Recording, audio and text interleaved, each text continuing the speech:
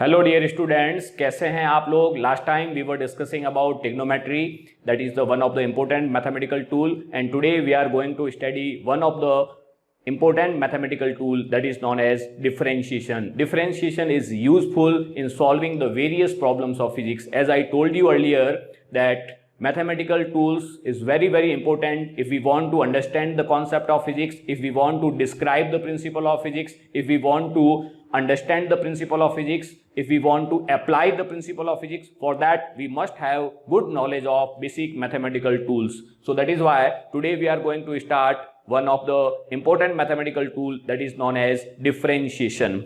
I will give you the feel of differentiation, what is the meaning of geometrical meaning, क्या होता है उसको भी अपन डिस्कस करेंगे.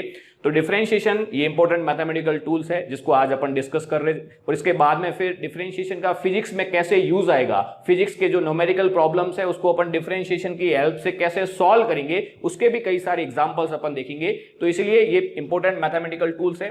देखिए सबसे पहले अपन एक इसकी बेसिक फील लेते हैं. I give you one example. Suppose if I write y is equal to x plus 1. ये x और y दो वेरिएबल के अंदर एक सिंपल लीनियर इक्वेशन है जो आप 10th क्लास में पढ़ के आए हैं, where x and y both are variables. Mathematics में अपने 10th क्लास में दो टाइप की क्वांटिटीज के बारे में स्टडी किया होगा. एक क्वांटिटी होती है constant, the quantity whose value does not change, जिसकी वैल्यू चेंज नहीं होती है उस क्वांटिटी को कांस्टेंट बोलते हैं. And the quantity whose value keeps on changing, that quantity is known as variable. जिसकी वैल्यू लगातार चेंज होती है उसको वेरिएबल बोलते हैं. यहां पे x और y आपके दो वेरिएबल्स है. ओके, अब इस इक्वेशन के अंदर if I put x is equal to 1 then corresponding value of y will be, if I put x is equal to 1 then y becomes 2. If I put x is equal to 2 then y becomes 2 plus 1 3. If I put x is equal to 3 then y becomes 4.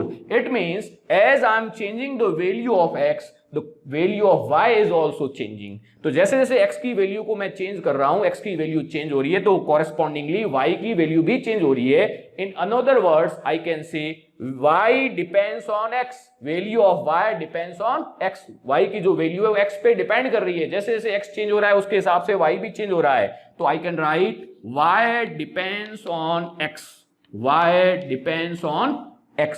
और इसी चीज को mathematics की language में बोला जाता है y is a function of x, y is a function of x. मतलब y की जो वैल्यू है वो x पे डिपेंड कर रही है, यानी जैसे जैसे x चेंज होगा, as the value of x changes correspondingly the value of y also changes. और इसी चीज को मैथमेटिक्स में इस टाइप से लिखा जाता है y is function of x, y is function of x. Mathematics में इस चीज को इस टाइप से लिखा जाता है y is function of x.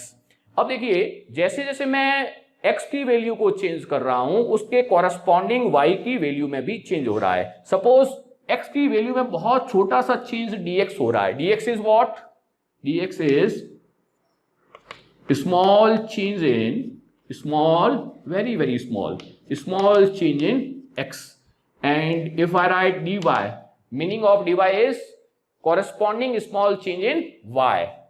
dy means corresponding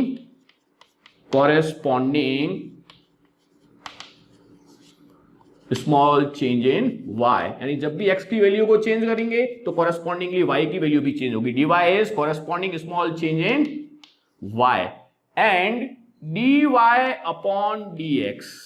This is small change in y with respect to small change in x. dy upon dx इस चीज को मैथमेटिक्स की लैंग्वेज में बोला जाता है differentiation of y, differentiation of y with respect to x, with respect to x. dy का मतलब स्मॉल चेंज इन y और dx means small change in x. जैसे मैं x के अंदर स्मॉल चेंज करूंगा तो उसके कॉरेस्पॉन्डिंग y में भी स्मॉल चेंज है. अगर x में स्मॉल चेंज अगर मैं dx करता हूं और उसके कॉरेस्पॉन्डिंग y में स्मॉल चेंज अगर dy हो रहा है तो dy अपॉन जो dx होगा that is called as differentiation of y with respect to x. ये मैथमेटिक्स में dy बाय dx की एक डेफिनेशन है. dy by dx is called as differentiation of y with respect to x. And in mathematics it is also written as dy by dx. It is also written as f dash x. F dash x का जो meaning यही होता है, differentiation of y with respect to x d y by d x. देखिए इसका geometrical meaning क्या होता है डिफरेंशिएशन का, उसको मैं अलग से डिस्कस करूंगा, ये बहुत छोटी सी चीज है। यानी वाई में अगर आपका एक्स में स्मॉल चेंज डी एक्स हो रहा है तो उसके कॉरस्पॉन्डिंग वाई में कितना चेंज हो रहा है। अब मान लीजिए कि अगर केस ऐसा होता कि y की जो वैल्यू है कुछ भी है, y की वैल्यू यहां पे अपन देखिए x पे डिपेंड कर रही है, y की वैल्यू अगर 2 होती, ठीक, अब बताओ x इज इक्वल टू मैं 1 पुट करता हूं तब भी y की वैल्यू तो यहाँ कांस्टेंट है, चेंज हो नहीं रही है, तो तब भी y की वैल्यू 2। अब x भले मैं यहाँ 2, यहाँ वैसे x को पुट करने के लिए मेरे पास कोई क्वेश्चन नहीं है, x की वैल्यू को मैं कुछ भी रखूं लेकिन y की वैल्यू यहाँ x पे डिपेंड कर ही नहीं रही है। मतलब अगर x में स्मॉल चेंज dx करने पर y के अंदर कोई चेंज नहीं हो रहा है, अगर y की वैल्यू कांस्टेंट है, तो उस केस में dy by dx would be equal to 0।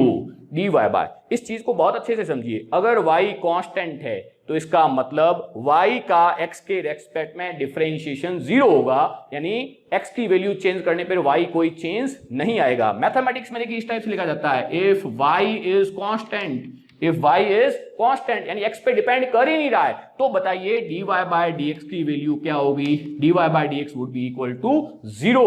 यानी अगर x में चेंज करने पर तब dy की वैल्यू 0 आएगी, y में कोई चेंज आएगा ही नहीं, y में अगर कोई चेंज नहीं आ रहा है तो dy बाय dx 0। यानी अगर आपका कोई कांस्टेंट वैल्यू दे रखी है, y की वैल्यू कांस्टेंट है, तो उस केस में y का x के रेस्पेक्ट में डिफरेंशिएशन 0 होता है। देखिए ये चीज डायरेक्टली इस टाइप से बता दी जाती है कि भाई कांस्टेंट है, कांस्टेंट का डिफरेंशिएशन 0 हो जाता है। अब 0 क्यों होता है मैं उसका रीजन बता रहा हूं। ये देखिए ये जो भी अपन बातें कर रहे हैं मैथमेटिक्स के अंदर, ये बच्चे जब 12th क्लास में आते हैं, 12th क्लास की मैथमेटिक्स के अंदर ये सारी चीजें डिस्कस की जाती है, लेकिन आप जो बायोलॉजी के स्टूडेंट है, या मान लीजिए कि अभी ये सारी की सारी प्रॉब्लम्स इस टाइप से आएगी, अगर आप नीट की और जेई की प्रॉब्लम्स बेसिक 11th की जो प्रॉब्लम सॉल्व करें तो उसमें सारा का सारा डिफरेंशिएशन का रोल आएगा। तो ये बहुत बेसिक सी चीजें, थोड़ा सा इस पे फोकस करना पड़ता है। देखिए ये कोई स्टार्टिंग में कोई पिकअप करता नहीं है क्योंकि लगता है कि यार थोड़ा सा मुश्किल होगा, तो ये स्पेशली उन बच्चों के लिए जो थोड़ा डिटेल में स्टडी करना चाह रहे हैं। अदरवाइज ये चीजें बताई नहीं जाती है कि भैया बच्चे को समझ में नहीं आएगा, बच्चा बोर हो जाएगा, उसको लगेगा यार ये तो बड़ी मुश्किल चीज है। तो ये मैं आपको पहले भी बता चुका हूं कि ये जो कुछ भी अपन डिस्कस कर रहे हैं ये बहुत ही इंपॉर्टेंट कॉन्सेप्ट है जिसको अपन को डिटेल में स्टडी करना है। शुरू में हो सकता है कि 2-3 लेक्चर के अंदर ट्यूनिंग बिठाने में आपको दिक्कत आएगी, ये हर बार आते हैं क्योंकि पिछले 10-12 साल से हम लोग पढ़ा रहे हैं, तो उस कंडीशन में हमें पता है कि यार शुरू में जो बच्चे होते हैं कुछ बच्चों के साथ इस टाइप की दिक्कत आती है। ठीक, तो अगर y की वैल्यू कांस्टेंट होगी तो x में चेंज करने पे y में कॉरस्पॉन्डिंग चेंज होगा ही नहीं, x में चेंज करने पे y में कॉरस्पॉन्डिंग चेंज होगा ही नहीं, और जब y में कोई कॉरस्पॉन्डिंग चेंज नहीं होगा तो dy की वैल्यू हमेशा ऑब्वियसली तो dy बाय dx की वैल्यू 0 होगी, या मैं कह सकता हूं differentiation of y with respect to x will be 0। और या अपन कह सकते हैं कि जो कांस्टेंट होता है उसका डिफरेंशिएशन क्या होता है, 0 होता है। तो ये आपका डिफरेंशिएशन dy बाय dx जिसको अपन f डैश x से डिनोट करते हैं, ये डिफरेंशिएशन का बहुत बेसिक है भैया। उसके बाद डिफरेंशिएशन के कुछ रूल्स है, फॉर्मूला है, उससे पहले मैं आपको एक इसका ज्योमेट्रिकल मीनिंग क्या होता है उसको अपन डिस्कस करेंगे। तो यहां से अपन शुरुआत करते हैं, ये मैंने बेसिक सी चीज बता दी है, अब कुछ फॉर्मूला है, उसके बाद अपन ज्योमेट्रिकल जो मीनिंग है डिफरेंशिएशन का उसको डिस्कस करेंगे। इससे रिलेटेड हालांकि ऑनलाइन के अंदर काफी सारी दिक्कत होती है, बच्चों को थोड़ा फील देने में, आई कांटेक्ट नहीं हो पाता है, आप लोगों का फीडबैक पता नहीं चल पाता है, आपका लेवल क्या है वो पता नहीं चल पाता है। तो जो आपकी लाइव क्लास होती है, जहां ऑफलाइन क्लास होती है, जहां स्टूडेंट सामने से उनसे इंटरेक्शन होता है, तो उनके फेशियल एक्सप्रेशन से, उनके आई कांटेक्ट से हमको पता चलता है कि उनका रेस्पॉन्स कैसा है और उनका लेवल क्या है। तो उसके अकॉर्डिंग हमारी जो टीचिंग की जो अप्रोच होती है उसके अकॉर्डिंग हम लोग चेंज करते हैं, किस टाइप के एग्जांपल्स देते हैं। तो हमने यहाँ पे देखा कि जो डिफरेंशिएशन होता है what is dy by dx, dy is what small change in y and dx is what small change in x।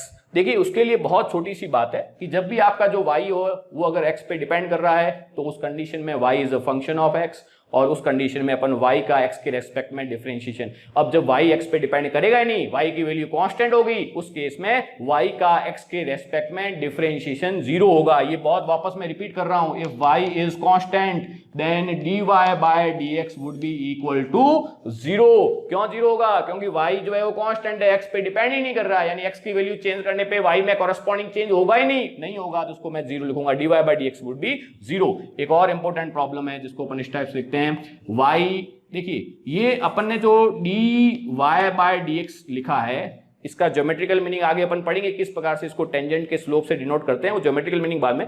dy by d x, इसको कुछ इस टाइप से, ये जो इसके अंदर टर्म जो d बाई डी एक्स है, d बाई डी एक्स, इसको आप ऑपरेटर इसको अपन बोलते हैं डिफरेंशियल ऑपरेटर जो है ना, इसको किस पे अप्लाई कर रहे हैं, y पे अप्लाई कर रहे हैं, differentiation of y with respect to x। अब y की वैल्यू कुछ भी हो सकती है, अगर कई बार आपको दे रखा है कि y इज इक्वल टू मान लीजिए x raise to the power n, ये आपका y की एक definition, where n is an integer number, तो ये आपका y और x के बीच में एक रिलेशन दे रखा है, y is equal to x power n, उस केस में dy by dx, if y is equal to x power n, then dy by जो dx होता है वो होता है n x power n minus 1। ये फॉर्मूला है, मैं डायरेक्ट बता रहा हूं, इसका पूरा अपन डिटेल में नहीं जाएंगे मैथमेटिक्स की कि भाई ये फॉर्मूला कहां से आया, अपन इसको अप्लाई कैसे करना है उस चीज को समझिए। आपको अगर y की value x raise to the power n है, वेयर n कोई भी इंटीजर हो सकता है, if y is equal to x raise to the power n, यहां पे x raise to the power n, तो उस कंडीशन में dy by dx would be equal to n x power n minus 1, यानी power को बाहर लेके power में से एक माइनस करना है। इसको अप्लाई कैसे करना है, अभी आया कहां से उस पर अभी मत जाइए, आप इसको अप्लाई करना सीखिए। अगर मेरे पास देखा है y is equal to x power 2, बताइए ये सेम अप्लाई कैसे करेंगे, तो dy by d x is equal to same करना है x पावर 2, देखिए पावर को बाहर ले लीजिए और पावर में से एक सब्ट्रैक्ट कर लीजिए, 2x पावर 2 माइनस 1, और I can write dy by d x would be equal to 2x, 2 minus 1 is 1 यानी 2x। इफ y is equal to x square, तो dy बाई डी एक्स की वैल्यू कितनी होगी, 2x, यानी differentiation of y with respect to x would be 2x। अगर मान लीजिए कुछ इस टाइप से होता, y is equal to x cube, ये सेम, ये फॉर्मूला बस आपको ध्यान में रखना है, डायरेक्ट फॉर्मूला भी ध्यान में रखना है। थोड़े दिनों बाद इसकी फीलिंग आ जाएगी, मैं इसका आगे और डिटेल में बता दूंगा, मैथमेटिक्स के यूजफुल होगा। बायोलॉजी के स्टूडेंट के लिए फॉर्मूला ध्यान रखना, उसका अप्लाई करना आपको आना चाहिए, और कुछ नहीं है, किस टाइप की फिजिक्स की प्रॉब्लम इसको यूज करेंगे वो भी मैं आपको बताऊंगा। y is equal to x power, तो बताइए dy बाई डी एक्स क्या होगा, आपको dy बाई डी एक्स कैसे करते हैं, तो dy by d x calculate करने के लिए वही पावर को बाहर करके पावर में से एक सब्ट्रैक्ट करना है, 3x पावर 3 माइनस 1, और dy by d x is equal to 3x square, ये चीज यहां से आएगी। कोई भी फॉर्म आपका इस टाइप से दे सकता है, मान लीजिए कि y इज इक्वल टू आपको दे रखा है x पावर 5, तो बताइए dy बाई डी एक्स क्या होगा, dy by d x 5x power 5 minus 1, और dy by d x would be equal to 5x power 4। तो ये एक अपने आप में बहुत है, ये कोई वेरिएबल है, पावर कोई भी, अगर n यहाँ पे कांस्टेंट हो सकता है, कोई भी कांस्टेंट वैल्यू है, तो किस टाइप से अपन कैलकुलेट करेंगे वो आपको ध्यान में रखना। मान लीजिए कि आपको कुछ इस टाइप से दे रखा है, y is equal to x power 1, इस केस में बताइए dy by d x, power को बाहर ले लीजिए और पावर में से 1 माइनस करिए, तो dy by d x is equal to 1 का मल्टीप्लाई कर रहे हैं, 1 minus 1 0, this becomes x power 0। कोई भी अगर वेरिएबल है उसकी पावर 0 का मीनिंग होता है 1, और dy by d x would be equal to 1। अगर y is equal to x है तो dy बाई डी एक्स किसके इक्वल होगा, 1 के इक्वल होगा। dy by d x differentiation of y with respect to, देखिए ये अपने आप में नया कॉन्सेप्ट है, आप पहली बार पढ़ रहे हैं, चाहे आप मैथमेटिक्स जो कन्वेंशनल मैथमेटिक्स आप 10th क्लास में पढ़ के आ रहे हैं, उन सब से थोड़ा सा हटके हैं, तो इसके साथ ट्यूनिंग होने में अपने को थोड़ा सा टाइम होगा। आप कोई भी प्रॉब्लम है तो उस प्रॉब्लम को व्हाट्सएप के थ्रू आप डिस्कस कीजिए। ये जो सारी चीजें बता रहा हूं बहुत बेसिक से उठाया है, और इसका ज्योमेट्रिकल मीनिंग क्या होगा, उस ज्योमेट्रिकल मीनिंग को भी हम लोग डिस्कस करने वाले हैं। तो ये एक बेसिक मैंने फॉर्मूला बताया है। अब मैं आपको ये जो डिफरेंशिएशन होता है उसका ज्योमेट्रिकल मीनिंग, इसको आप लेक्चर को 2 से 3 बार, आप कोई भी बेस्ट जो लेक्चर है वो सर्च कर लीजिए यूट्यूब पे। मैंने जो आपको एक्सप्लेनेशन दे रहा हूं सिंपलेस्ट एक्सप्लेनेशन है। आप, मैं ये नहीं कहता कि आप केवल ये वाला वीडियो वॉच कीजिए, आप कुछ भी एक्सप्लोर कीजिए यूट्यूब पे, डिफरेंशिएशन पे आपको यहाँ पे जो भी वे मिल रहा है, जो भी आपको ये मेथोडोलॉजी मिल रही है, सिंपलेस्ट वे में आपको एक्सप्लेन कर रहा हूं। तो इस टाइप से अपन जो है differentiation of y with respect to x इस टाइप से कैलकुलेट कर सकते हैं। ये मैंने एक बेसिक फॉर्मूला बताया है, ठीक। अब और भी कई सारे फॉर्मूले होंगे, उन सारे फॉर्मूले को कैसे अप्लाई करना है वो सारा मैं आपको तरीका बताऊंगा। तो अब अपन जो है कि ये जो डिफरेंशिएशन अपन कर रहे हैं कि जब भी y x का फंक्शन है, मतलब y अगर x पे डिपेंड कर रहा है तो अपन बोलते हैं भाई y जो है वो आपका x का फंक्शन है, तो उसको अपन किस टाइप से जो है वो आगे उसका डिफरेंशिएशन करते हैं। अब इसके अंदर ये तो मैंने एक simple y is equal to x power n का एग्जांपल लिया था, और भी कई सारे एग्जांपल्स होंगे जिसके अंदर कुछ आपके कांस्टेंट भी होंगे, या फिर इसके अंदर कुछ रूल्स है जिसके अंदर आपका जो कॉम्प्लेक्स फंक्शन होंगे, ट्रिग्नोमेट्रिक फंक्शन होंगे, लॉग अरिथमेटिक फंक्शन होंगे, उन सबका डिफरेंशिएशन अपन है। उससे पहले अपन डिफरेंशिएशन का ज्योमेट्रिकल मीनिंग समझते हैं। Geometrical meaning of differentiation, geometrical meaning of differentiation का ज्योमेट्रिकल मीनिंग क्या होता है। बेसिक ज्योमेट्री के बारे में आपको आइडिया होगा। ज्योमेट्री, ये जो प्लेन है, इस प्लेन को दो आप, ये horizontal axis that is known as x x dash, this is the vertical axis y y dash, ये एक्स एक्सिस हो जाएगी, ये y axis, and this point of intersection this is known as origin. और कोई भी अगर point अगर आपके पास है, this p x comma y, इसके कोऑर्डिनेट, ये 9th क्लास में आपने कोऑर्डिनेट ज्योमेट्री पढ़ी होगी, उस केस में ये जो है perpendicular distance of point from y axis is known as x coordinate, ये वैल्यू एक्स होगी, और ये जो डिस्टेंस होगी परपेंडिकुलर डिस्टेंस, ये अगर वाई होगी, उस केस में आपका इस पॉइंट के जो पी पॉइंट के कोऑर्डिनेट एक्स कोमा वाई होंगे। ये सारी बेसिक चीज आप पढ़ के आए होंगे। अब देखिए कि मान लीजिए कि मेरे पास एक सिंपल सी मैं बात करता हूं, एक कर्व है, ये सिंपल सा एक कर्व आपको दे रखा है इस टाइप से, ठीक, ये अपनी एक्स एक्सिस है, and this is my y axis, ये एक्स एक्सिस। तो इस कर्व के अगर किसी पॉइंट के ऊपर, ये एक इसका एक पॉइंट है, इसके ऊपर अगर मैं एक लाइन ड्रॉ करता हूं जो इस कर्व को टच कर रही है एक पॉइंट पे, इस पी पॉइंट पे इस कर्व को ये लाइन टच कर रही है, this line is known as tangent of curve. एक लाइन जो किसी कर्व को किसी एक पॉइंट पे टच करती है उसको अपन बोलते हैं टेंजेंट।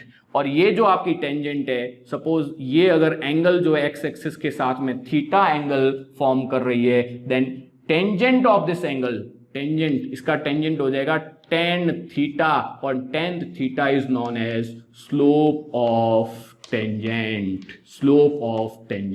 तो किसी भी लाइन, ये आपकी टेंजेंट एक आपकी लाइन है जो इस कर्व को टच कर रही है, उसका स्लोप कैसे फाइंड आउट करते हैं, उसके लिए उसका एंगल देखते हैं, एक्स एक्सिस का कितना एंगल बना रही है, उसका टेंजेंट लेंगे, वो उस लाइन का स्लोप होगा। मान लीजिए कि इस टाइप से होता, देखिए ये मेरे पास सपोज एक लाइन है, सिंपल सी मैं एक लाइन बना रहा हूं, and this line is making an angle 45 degree with x axis. तो बताइए इसका स्लोप क्या होगा, इसका जो स्लोप होगा, स्लोप क्या होता है, slope tan theta. tan theta is known as slope of line, and slope would be equal to tan theta is 45 degree, and value of tan 45 1, तो इस लाइन का जो स्लोप होगा वो 1 होगा। इस टाइप से अपन कैलकुलेट कर सकते हैं। तो किसी भी लाइन का स्लोप कैसे कैलकुलेट करेंगे, वो लाइन, ये बहुत बेसिक चीजें हैं, फिजिक्स के अंदर सब कुछ ये यूज में आने वाला है। जो भी मैं छोटे छोटे ये पॉइंट्स बता रहा हूं, स्लोप बता रहा हूं, लाइन का स्लोप क्या होगा, किसी पॉइंट के कोऑर्डिनेट वगैरह क्या होंगे, कोऑर्डिनेट ज्योमेट्री की जो बेसिक्स जो है वो आपकी फिजिक्स के अंदर न्यूमेरिकल प्रॉब्लम्स वगैरह करेंगे, उस समय ये सारी की सारी चीजें यूज होगी। मैं केवल और केवल जो अभी तक आपका थोड़ा बहुत कुछ नया कॉन्सेप्ट भी पढ़ रहे हैं, और कुछ कॉन्सेप्ट जो 9th और 10th के अंदर आपने स्टडी किया उसको